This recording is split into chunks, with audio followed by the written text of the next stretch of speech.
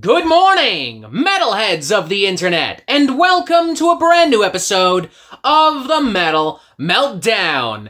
Today we are talking about the latest studio album from Whitechapel entitled Hymns in Dissonance. This is the 9th full-length studio album and the first in 3.5 years from this American deathcore and extreme metal crew. They grew and rose to prominence and popularity in the late 2000s and early 2010s as pioneers and poster boys for the deathcore genre and scene alongside bands like Suicide Silence, All Shall Perish, Job for a Cowboy, and Carnifex. I first came to know of Whitechapel back in 2014 with the release of their 5th full-length studio album, Our Endless War, which at the time I did not like. In fact, dare I say, I hated it because at that time I was a full-blown metal elitist, a real-life Thrashin' Jackson who didn't listen to anything that wasn't thrash, death, or classic heavy metal. If I'm being honest, I'm still not a huge fan of Our Endless War, but 10 years later, I dislike it now for, I feel, totally valid, legitimate, well-thought-out reasons, whereas 10 years ago, I disliked it just because, grr, it's not real metal, grr, breakdowns exist and this makes me mad, ah! Fast forward a few years though, and it's 2019, and I've matured and become more open-minded. I'm an adult now, I've gone through some big changes, and so too has Whitechapel with their album, The Valley. An album which I thoroughly loved in 2019 and still thoroughly love now. It really caught me off guard. I didn't think Whitechapel were capable of making a record that cool, that dynamic, that powerful. Musically, it was them starting to show off some more progressive chops, doing more interesting songs, writing bigger, better hooks, and combining it with the most brutal elements of their sound that they still had at that time. And lyrically, story-wise, conceptually, it was them showing a level of vulnerability and honesty and kind of down-to-earthness that I had not seen from Whitechapel beforehand, or really that I felt I hadn't seen from deathcore at all beforehand. Phil Bozeman treated The Valley as if it were group therapy, writing and singing about growing up in rural Tennessee with his mentally unwell mother and his abusive alcoholic stepfather. And thankfully, this wasn't a one-off moment. This wasn't a lightning-in-a-bottle moment for Whitechapel, as they expanded upon both the story and the musical horizons and ambitions of The Valley on 2021's Kin, which was also a fantastic record. And even though the story that Whitechapel had wanted to tell had been wrapped up and told in its entirety, I was still really pumped to see what Whitechapel would do next, and I was even convinced for a hot minute that maybe Whitechapel was on the verge of just becoming a full-blown progressive death metal band.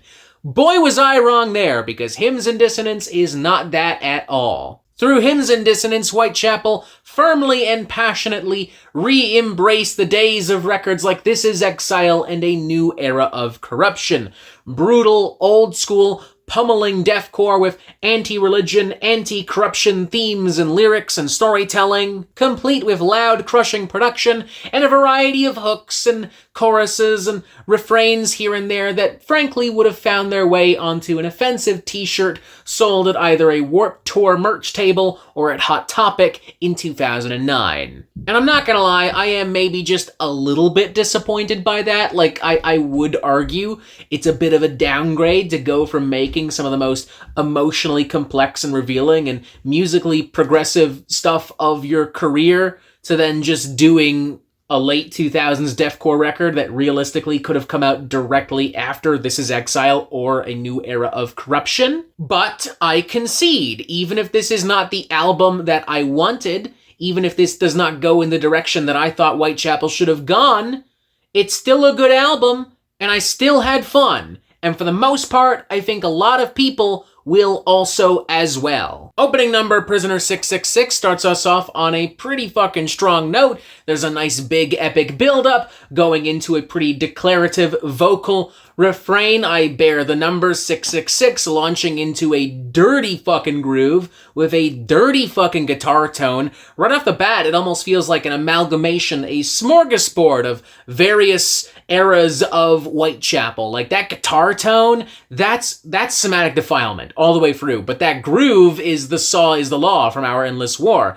And that build up, that big kind of epic cinematic intro, that wouldn't be out of place on the Valley. And not only does the track never really let up, maintaining that initial kind of intensity and brutality all the way through, but it's always kind of throwing little curveballs at you, growing bigger and bigger, introducing these like towering kind of blackened death metal sprawls and walls of guitars and shredding guitars and more melodic guitars as well at certain points. Then there's the following number and title track Hymns and Dissonance, which does a really good job switching back and forth between these very extreme and chaotic rampaging bursts and also these more sluggish, punishing beatdowns and breakdowns and these super groovy assaults. Then there's Diabolic Slumber, which throws in some more grueling, slow-paced sections and grinding riffs and even manages to establish a sense of like urgency and some mood and some atmosphere with some eerier leads and some more important sounding minimalistic guitars. And even though I've already heard Visceral Wretch many a time since it was released as a promo single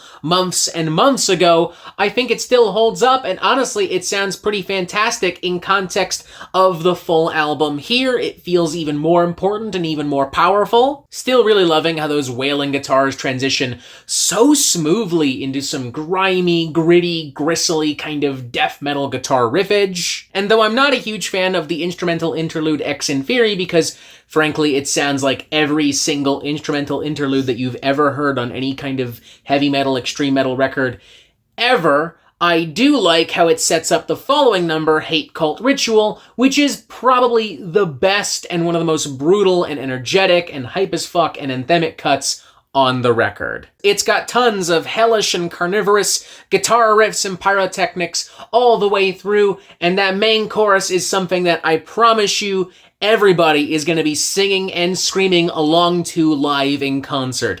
This song, that hook, that vocal refrain was born to be in a live setting. It was made for that. That is its destiny. Really loving the closing number, Nothing Is Coming for Any of Us as well. I like some of those really old school kind of brutal death metal, slammy kind of sections and draws, pulled straight from the days of the Somatic Defilement once again, and sandwiched in between some more visceral and vicious kind of death metal and deathcore, and the apocalyptic heights and overall sonic intensity of the cut, coupled with the very bitter, bleak, pessimistic, all hope is lost kind of like lyricism of the whole thing, brings to mind some of the best material from like the last decade of cattle decapitation. And even if it's a fairly simplistic concept, I do appreciate that there still is one, with the album kind of dissecting the 7 deadly sins and kind of talking about how religious cults are forms and made and shit like that. Phil Bozeman is sounding like an absolute madman on vocals across the board. The band is sounding and feeling as tight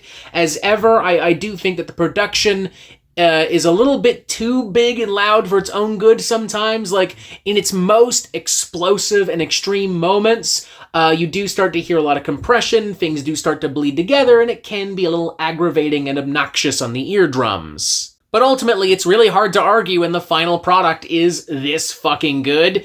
Maybe even, dare I say, great. I'm kind of on the verge of like a 3.5 out of 5 or a 4 out of 5. Like, obviously a very positive, very high 3.5 out of 5, and then maybe more like a low, solid 4.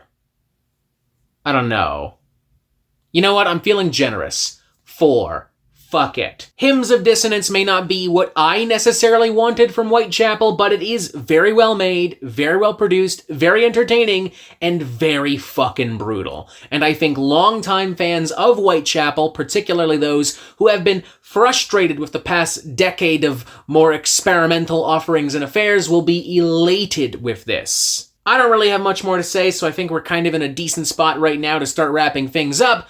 4 out of 5. Great record, old school deathcore. Whitechapel is back with at least a few bells and whistles, and it's great, and it's gnarly, and it's brutal. I'm still hoping for a return to the days of the Valley and Kin. I still want that. But for now, I'm happy. I'm satisfied. I'll shut the fuck up. Yum yum. All good in the hood. And that is it for the Metal Meltdown. I am not an expert, nor do I claim to be, contrary to popular belief. So what do you think? Do you like this record? Do you not like this record? And what do you want to hear from me next? And thank you for watching. Make sure you press subscribe right here so you get updates on the Metal Meltdown fucking immediately. Boom, more Whitechapel stuff. Boom, something else. I don't know. And as always, you have yourself a fantastic fucking day.